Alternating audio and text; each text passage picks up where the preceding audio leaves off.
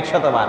কিন্তু এখন কি বলে দেখেন, قال رسول الله صلى الله عليه وسلم, আল্লাহ রাসূল বলেন, মান قال حين يصبح وحين يمسي, ও আমার উম্মতেরা, তোমাদের মধ্যে কেউ যদি সকাল এবং সন্ধ্যা সুবহানাল্লাহি ওয়া বিহামদিহি মিআতা মাররাতিন 100 বার পাঠ করে, সুবহানাল্লাহি ওয়া বিহামদিহি এই জিকিরটা, এই তাসবিহটা তোমাদের মধ্যে কেউ যদি সকালে 100 বার, বিকালে 100 বার তেলাওয়াত করে, তাহলে আল্লাহ পাক রব্বুল আলামিন তাকে কি দান করবেন? আল্লাহ রাসূল বলেন, লাম ইয়াতি আহাদুন ইয়াউমাল কিয়ামাতি বিআফদালা মিম্মা জাআ বিহি ইল্লা আহাদুন। ও আমার উম্মতেরা, তোমরা শুনিয়ে রাখো, কাল কিয়ামতের ময়দানে তুমি এমন এমন ফজিলত নিয়ে, এমন সওয়াব নিয়ে উঠবা, তোমার মতো অন্য দ্বিতীয়জন আর উঠতে পারবে না। সুবহানাল্লাহ। এই কোটি কোটি হাজার হাজার কোটি কোটি মানুষ নিজের আমলনামা নিয়ে উঠবে। ও আমার উম্মত, তুমিও কাল কিয়ামতের ময়দানে আমলনামা নিয়ে উঠবে।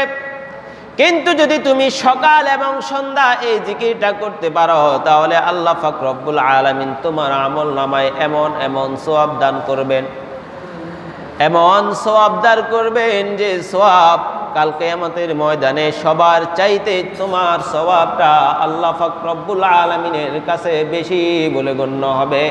তোমার মতো আর দ্বিতীয়জন কি করতে পারবে না, এত সওয়াব নিয়ে কিয়ামতের ময়দানে উঠতে পারবে না। এই জন্য সকাল সন্ধ্যা, সকালে যখন ফজরের নামাজ পড়ে, বসে বসে সুবহানাল্লাহি ওয়া বিহামদিহি, সুবহানাল্লাহি ওয়া বিহামদিহি, কতক্ষণ লাগবে? বেশিক্ষণ সময় লাগবে না। মাগরিবের পরে বসে বসে সুবহানাল্লাহি ওয়া বিহামদিহি, সুবহানাল্লাহি ওয়া বিহামদিহি, কতক্ষণ লাগবে? বেশিক্ষণ লাগবে না।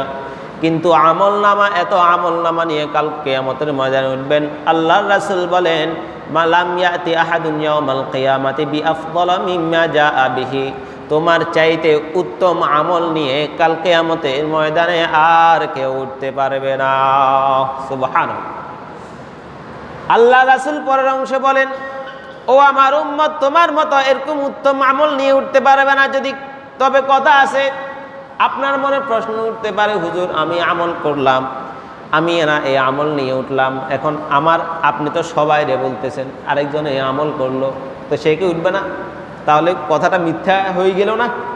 আল্লাহ রাসূল বলছেন, তোমার মতো আর কি এরকম উত্তম আমলনামা নিয়ে কিয়ামতের ময়দানে কেউ উঠতে পারবে না। এখন আমার মতো যদি অন্যজন আমল করে, সেও তো এই আমল নিয়ে উঠবে। তাহলে এই জন্য আল্লাহ রাসূল পরে বলে দিচ্ছেন, ক্বালা মিথলা মা ক্বালা আও যাদা আলাইহি।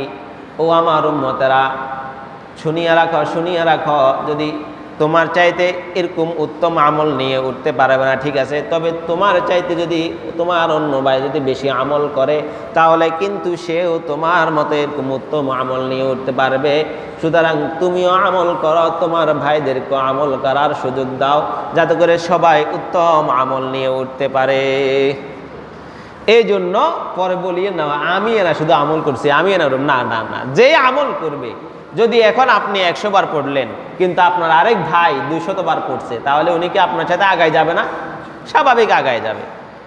তাহলে এরকম, এই জন্য আল্লাহ রাসূল বলে দিচ্ছেন, আও যাদা আলাই, ও আমার উম্মত, যদি তোমার চাইতে বেশি যদি অন্য তোমার ভাই যদি পড়ে, যে যত বেশি পড়বে কাল কিয়ামতের ময়দানে আল্লাহ পাক রব্বুল আলামিন তাকে তত বেশি ফজিলত দিয়ে, তত বেশি নেকি দিয়ে কাল কিয়ামতের ময়দানে উঠাবে। তাহলে